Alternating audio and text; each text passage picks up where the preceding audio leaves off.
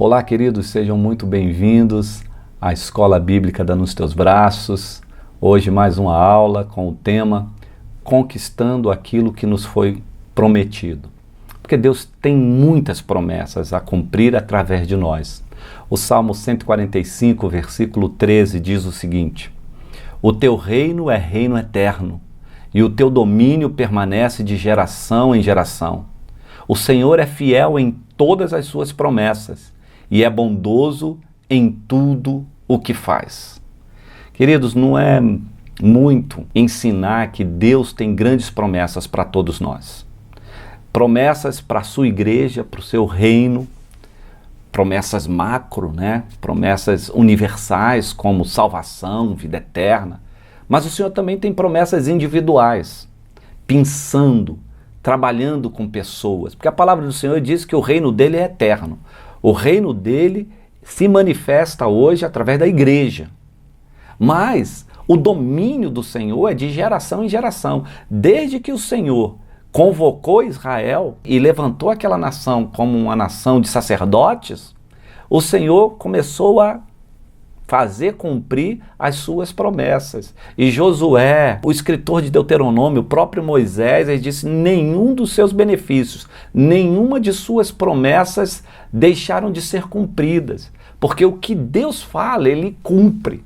Então Deus tem promessas para nós. O domínio que o Senhor exerce hoje na terra é através da nossa vida, é através da igreja, é através dos meus passos, da minha voz, do trabalho das minhas mãos, é em função da integridade que nós devemos efetuar nessa terra ou realizar nessa terra para que as promessas de Deus sejam cumpridas. Então Deus tem promessa para nós. O problema é que no meio da caminhada, às vezes a gente perde o foco. A gente perde a visão, a gente perde a esperança, a ponto da palavra do Senhor dizer assim: nunca diga que é tarde a volta do Senhor, porque o Senhor não tarda.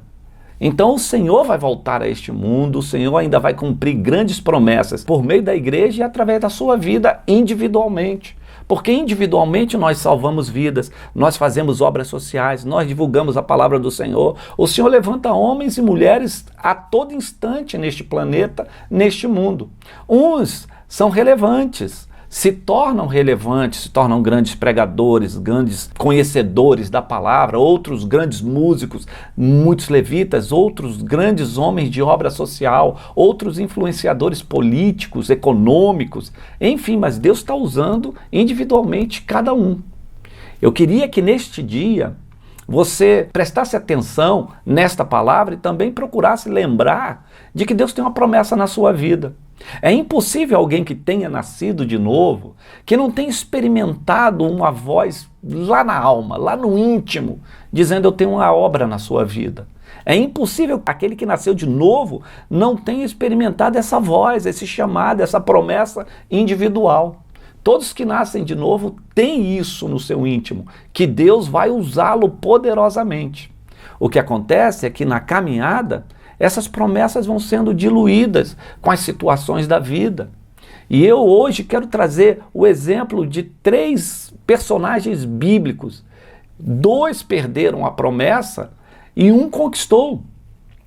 Um era muito jovem, o outro já era idoso e o outro também era idoso, mas foi valente. Eu quero falar hoje sobre Josias, o rei Josias, Barzilai, um servo de Davi, e Calebe. Olha só, eu quero começar dizendo que o rei Josias é o exemplo de um jovem que se empolgou, se distraiu, perdeu o foco e deixou de herdar uma grande promessa de Deus. Acompanhe comigo o texto que está em 2 Crônicas, no capítulo 34, versículos de 1 a 3. Diz assim a palavra do Senhor: Tinha Josias 8 anos quando começou a reinar, e 31 anos reinou em Jerusalém. Fez o que era reto aos olhos do Senhor e andou nos caminhos de Davi, seu pai, sem se desviar nem para a direita nem para a esquerda. Porque no 8º ano do seu reinado, sendo ainda moço, começou a buscar o Deus de Davi, seu pai, e no 12º ano começou a purificar Jerusalém e a Judá, dos altos e dos bosques e das imagens de escultura e de fundição. Ora, querido, eu queria falar rapidamente sobre o rei Josias. O rei Josias foi um dos reis mais famosos de Israel. Muito famoso.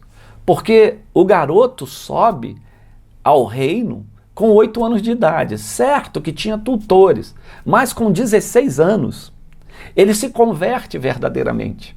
Ele é um adolescente convertido.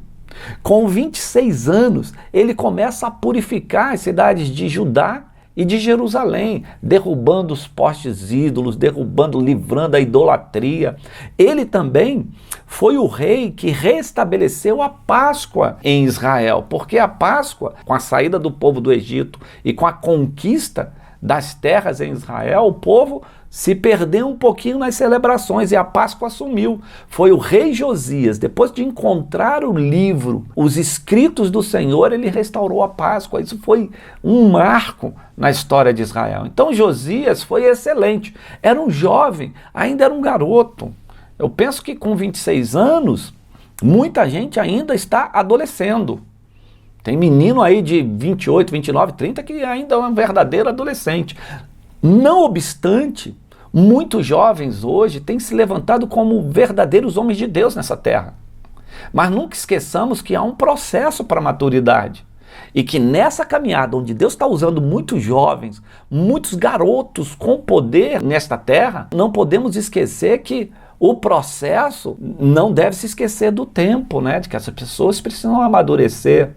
E tem que tomar cuidado para não perder o foco, para não se empolgar, para não se distrair, porque jovem se distrai muito fácil, jovem perde foco muito fácil, e eu costumo dizer que o melhor é quando você termina, e como você termina.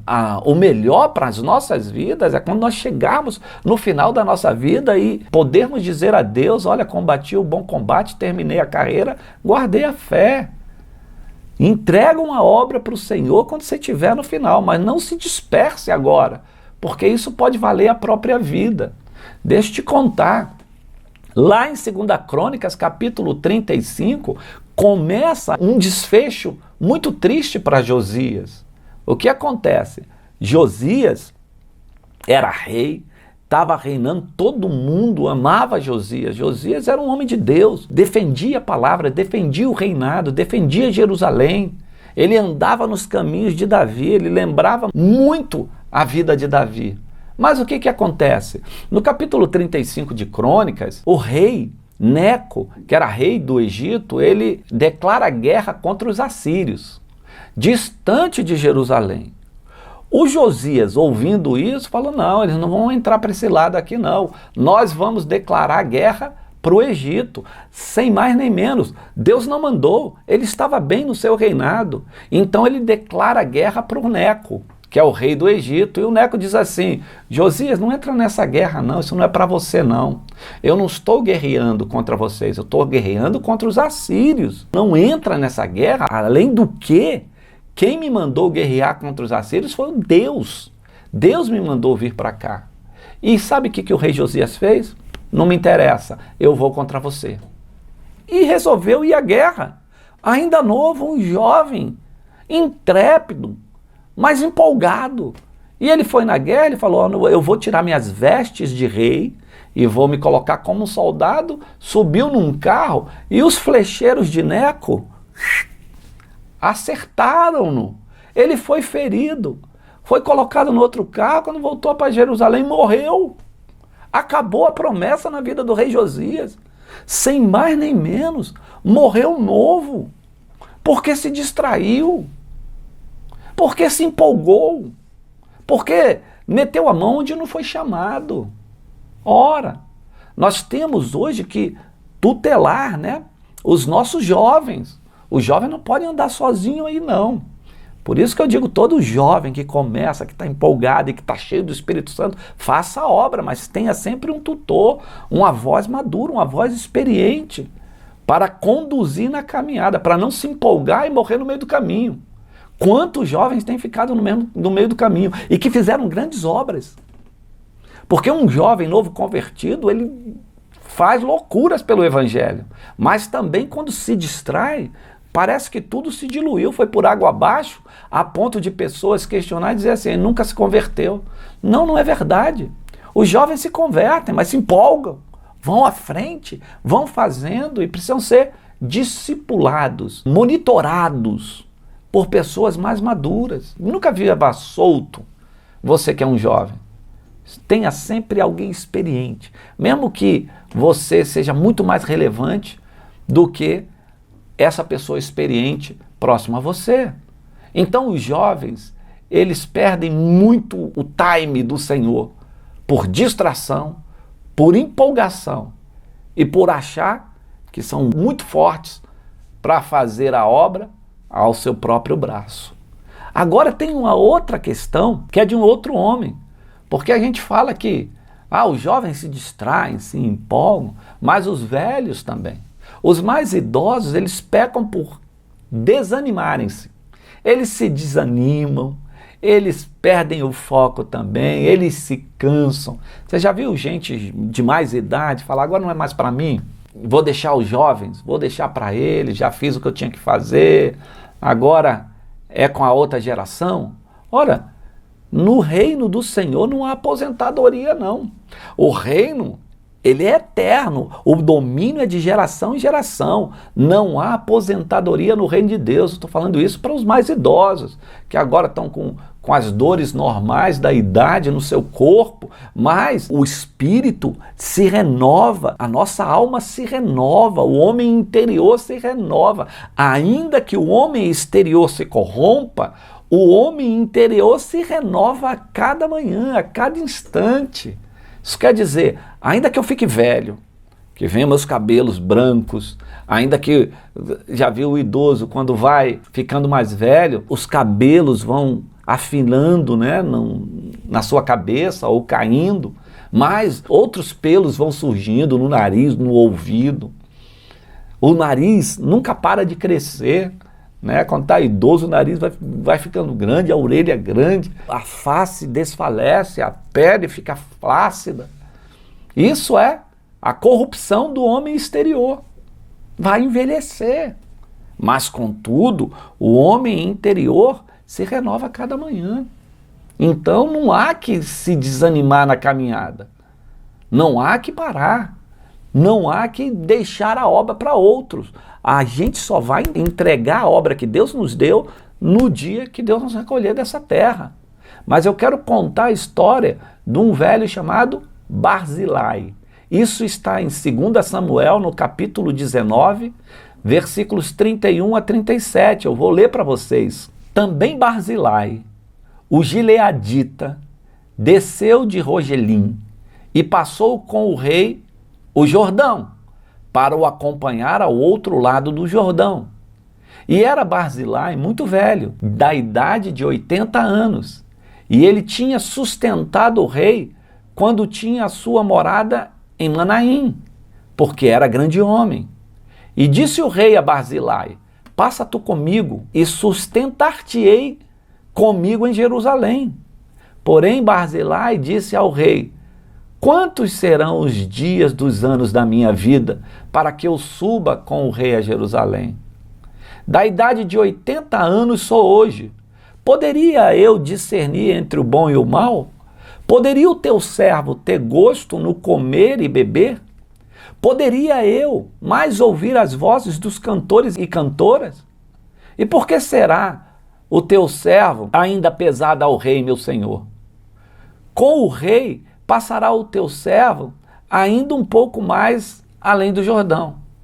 E por que me recompensará o rei com tal recompensa? Deixa voltar o teu servo, e morrerei na minha cidade, junto à sepultura de meu pai e de minha mãe. Mas eis aí está contigo o teu servo Quimã. Passe ele com o rei, meu senhor, e faze-lhe o bem que parecer aos teus olhos. 2 Samuel, capítulo 19, 31. Eu quero te contar, o Barzilai foi um grande homem, diz a palavra. Quando o rei Davi vinha fugido e todo mundo o desprezava. Quando o rei Davi saiu apedrejado, o povo cuspia no rei Davi, ele saiu em fuga, ele encontra Barzilai, que era um grande homem de Deus, e Barzilai lhe dá ajuda. Barzilai lhe dá sustento, lhe dá comida, ajuda o rei Davi num momento tão difícil da vida do rei. E depois que o rei conquista tudo novamente e que ele volta afamado como um rei para Jerusalém, no seu retorno, o Barzilai passa o Jordão e o rei Davi diz assim para Barzilai: Barzilai, vem comigo porque eu vou te dar todas as honrarias no meu reino. Você vai ser um homem honrado junto comigo. Sabe o que o Barzilai falou? Não, meu rei, já sou um homem velho, de 80 anos. Eu vou ser um peso para você. Eu já não me delicio mais com festas, nem ouço direito as cantigas dos cantores. Eu não vou não, prefiro ficar aqui desse lado, morrer aqui onde morreram os meus pais, ser enterrado aqui mesmo. Já passou. A minha fase de obter a bondade do rei já passou, agora tenho 80 anos, sou um cão morto. Fico aqui. Essa história mostra que Barzilai, ele deixou de se deliciar nos palácios do rei por se sentir muito velho. Quantas vezes os mais idosos passam por isso? Já não suportam mais estar, sabe, nos momentos, é claro, guardadas as proporções das deficiências físicas, né, peculiar à idade. Eles no espírito estão no mesmo nível de busca que um jovem. O Barzilai, ele disse: eu não quero o reino, eu não quero o palácio. E eu dirijo essa palavra a você, que já passou aí dos 50, 60 anos e que acha que já é bom aposentar-se. E o Senhor Deus vem para as minhas delícias, vem para os meus palácios, regozija-se e seja honrado como um jovem é, como qualquer pessoa, qualquer obreiro, qualquer homem de Deus, de idade tenra ou de meia idade, se apodera do meu poder. Para! Não podemos ter a história de Barzilai como a história dos nossos idosos. Idoso faz a obra. Tem que se levantar. O que você pode fazer no Palácio do Rei hoje? E onde é o Palácio do Rei? A casa do Senhor. A casa do Senhor. Ah, o idoso agora, precisa trabalhar, precisa se movimentar. Quantos idosos têm a experiência, a maturidade para ajudar um rei mais novo? Para ajudar um pastor que se levanta? Eu conheço idosas, pessoas de mais idade que trabalham muito, que ajudam muito ainda. Pessoas que são relevantes nos seus ministérios. Então Barzilai podia ser um homem ainda honrado junto ao rei Davi. Podia ter seu nome marcado como um grande conselheiro de Davi no seu palácio. E olha que Davi precisou na caminhada de grandes conselheiros. Davi precisou. E talvez essa voz profética de Barzilai tenha faltado naquele tempo. Então você, idoso, você que está na melhor idade, não para não. Não para, porque está desanimado, está cansado, continua. Tem jovens precisando de ser mentoreado, de ser ajudado. Não pense que você agora é menos um. Não. Você precisa entregar diante do Senhor até o último suspiro de sua vida a obra neste mundo. Por isso, não seja um Barzilai. Seja a terceira pessoa que eu gostaria de falar hoje. Seja um Caleb. Porque nós vivemos e devemos viver a geração de Caleb. Porque Caleb também tinha praticamente a mesma idade de Barzilai. Mas olha o que Caleb... E quem foi Caleb? Caleb foi o companheiro de Josué. Companheiro de guerra. Foi os dois únicos citados por Deus para entrar na terra prometida daquela geração que havia saído do Egito com Moisés. Então Caleb era um homem relevante, mas foi envelhecendo também. E olha o que diz no capítulo 14, versículos 10 a 15 do livro de Josué. Diz assim a palavra do Senhor: E agora, eis que o Senhor me conservou em vida, como disse, 45 anos são passados desde que o Senhor falou esta palavra a Moisés, andando Israel ainda no deserto. E agora, eis que hoje já tem 85 anos, e ainda hoje estou tão forte como no dia em que Moisés me enviou. Qual era a minha força então? Tal é agora a minha força, tanto para a guerra como sair para entrar. Agora, pois, dai-me este monte que o Senhor falou aquele dia, pois naquele dia tu ouviste que estavam ali os anaquins e grandes e fortes cidades. Porventura o Senhor será comigo para expulsar, como o Senhor disse. E Josué o abençoou e deu a Calebe, filho de Jefoné, a Hebrom em herança. Portanto, Hebrom ficou sendo herança de Calebe, filho de Jefoné, o quenezeu, até o dia de hoje, porquanto perseverara em seguir ao Senhor desde Israel. E antes, o nome de Hebrom era Kiriat Arba, porque Arba foi o maior homem entre os anaquins, e a terra repousou da guerra. Olha que texto bonito. Agora, o Calebe já tem 85 anos, mas ele lembrou de uma promessa. Ele não acabou minha vida, não. Tem uma promessa, o Monte Hebrom. Eu já dei uma aula sobre o Monte Hebrom aqui, que antigamente era chamado de Kiriat Arba. O Monte Hebrom também é chamado de o Monte do Amigo. Lá existiam grandes gigantes, ainda à época de Josué. Então Calebe, ele chega a Josué e fala: Josué, minha vida não acabou não. Tem um monte para conquistar e eu vou lá. Antes, o Calebe disse: não, meu amigo, não faça isso. Você já é de idade. Para que ganhamos tantas coisas? Para que você sair à guerra?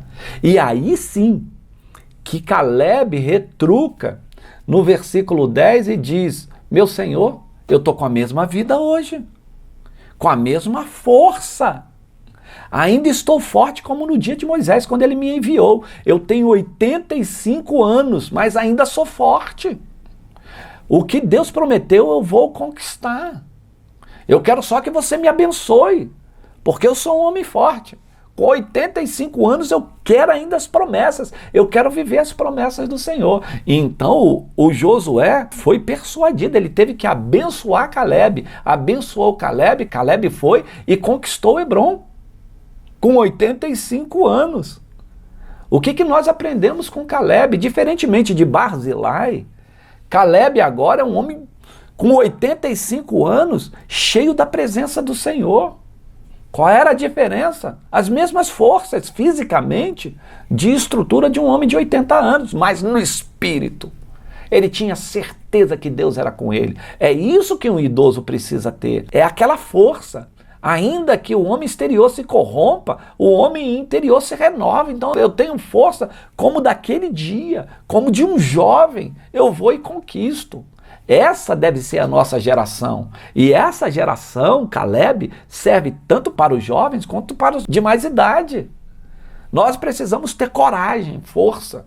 Os jovens, porque não podem recuar. Eles têm que se lembrar de que Deus os chamou para conquistar. Um jovem tem força física externa e tem força por dentro. Por isso que a palavra diz, Senhor, assim, aos jovens: sois fortes e tendes vencido o maligno, forte por fora, forte por dentro, com muita força. Então o jovem tem que entrar nessa geração que nós podemos chamar de geração de Calebe para conquistar. Mas essa palavra também é para aqueles que têm ou estão próximos da idade de Calebe naquela época, 85 anos. O que acontece? Não se esqueça, meu querido, que Deus tem uma promessa na sua vida. Não se esqueça os mais idosos, não se esqueçam os meus queridos que já estão nos enta. Não se esqueça, Deus tem uma promessa. E ainda você deve se lembrar que você tem aquela força quando você se converteu. Porque é a força do Espírito, é a força de Deus. Não tem a ver com você, tem a ver com o teu homem interior. Não tem a ver com você fisicamente, tem a ver com o seu homem interior. Tem a ver com a sua vida. O que a gente aprende com Caleb? Aprendemos, querido, que para conquistar uma promessa é necessário lembrar-se dela. Porque promessa, sabe que muita gente esquece promessa? Os casais, inclusive, esquecem promessas que foram feitas no altar, né? Promessa é promessa. Muita gente diz uma coisa e se esquece que disse. E aí vai vivendo, né? Você precisa lembrar da promessa. Você precisa lembrar que Deus fez uma promessa. Hoje mesmo, para. Você está ouvindo essa palavra? Para. Comece a se reportar ao tempo em que você se entregou a Cristo e que nasceu de novo. Deus lhe fez daquele tempo até hoje muitas promessas. Passe a lembrar delas, porque hoje mesmo o Espírito vai te fazer lembrar e você vai ficar ávido, cheio de vontade de ver essa promessa cumprida na sua vida. Hoje mesmo, o Espírito de Deus vai te fazer lembrar. Porque para conquistar o que nos foi prometido, você precisa lembrar do que foi prometido. Em segundo, reivindicar. Reivindicar. Faça uma oração. Se você lembrou de uma promessa que Deus lhe disse, ajoelhe-se hoje e diga assim: Senhor, o Senhor disse naquele dia. Eu quero reivindicar essa promessa. Eu ainda tenho força no meu interior, ainda estou vivo para conquistá-la. Então reivindique essa promessa. E por último, lute com suas forças. Seja um garoto de 16 anos como Josias, ou seja um homem de 85 anos como Caleb. Lute, meu irmão. Lute, a vida aqui é a luta. O reino de Deus é conquistado por esforço. Essas coisas muito fáceis no reino, é fácil, você um estalar de dedos e está tudo acontecendo. Não é verdade, eu conheço um Deus que ele vai abrindo a torneirinha, né? Ele abre um pouco, não sai encharcando, né? Derramando aquelas águas todas. Às vezes ele pode fazer até isso numa outra vida, mas a forma de Deus agir é a conta-gotas, é abrindo para que você vá experimentando e você vá amadurecendo até Deus poder abrir uma torneira e te mostrar o reino dele da forma como Deus quer mostrar. Seja hoje Caleb. Em nome de Jesus Cristo. Aos mais novos, lembre-se da promessa, reivindique a promessa e lute para conquistar. Em nome de Jesus. Pai querido, toma essas vidas, a vida dos mais novos, dos pré-adolescentes, adolescentes, os jovens, mas lembre-se das pessoas de meia idade, lembre-se dos idosos, lembre-se daquelas pessoas que estão na melhor idade. Ó Deus, o teu Espírito é o mesmo, ele funciona dentro de nós, na base da fé, na base da unidade no Espírito Santo. E é isso que eu declaro sobre esses filhos em nome de Jesus. Pai, abençoa a todos neste dia, agora e sempre. Amém e amém. Queridos, Deus abençoe sua vida, rica e abundantemente. Até a próxima.